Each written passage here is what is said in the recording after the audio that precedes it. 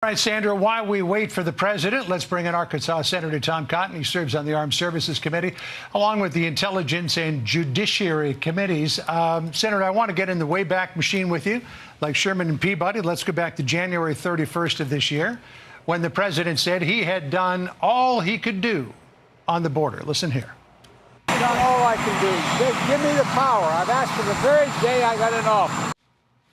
Well, it seems as though he has discovered that he can do a little more than he thought he could do. What do you think of this plan to cap asylum petitions at 2,500 persons per day?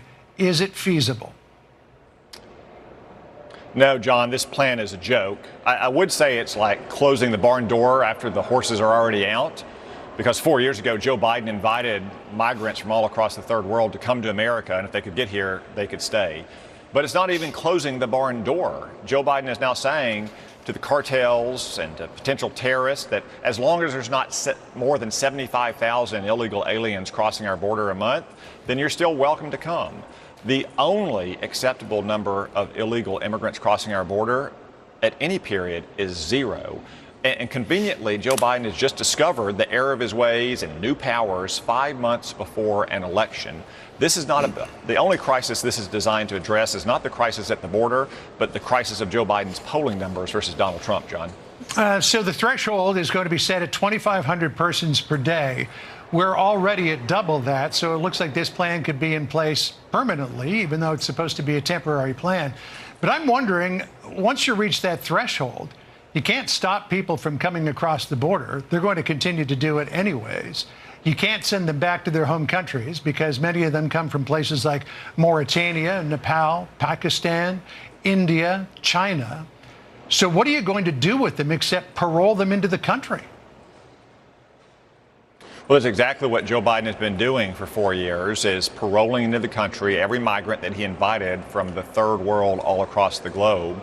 That's almost certainly what he will continue to do. He may even be counting on left-wing advocacy organizations to sue him and get a court to enjoin this action.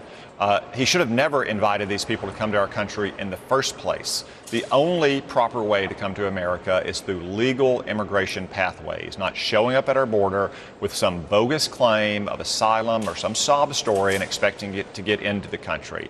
That's what we had under Donald Trump, a secure border where people could only get here through legal pathways. But ever since Joe Biden took office, it has been an open border that has created chaos and unleashed crime and drugs all across America's cities and our states. Of course, Senator, with all these people coming across the border, and many of them we know nothing about, particularly when it comes to these gotaways, there is a looming national security concern. The FBI director is on Capitol Hill this afternoon. Here's what he said about the potential for problems from immigration back on April the 11th.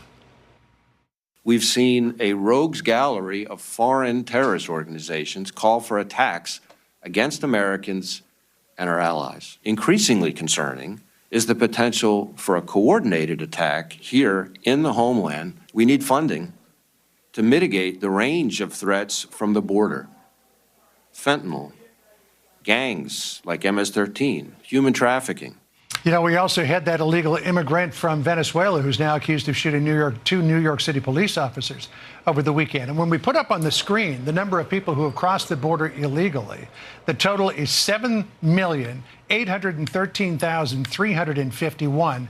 To you, Senator, what kind of national security risk does that represent?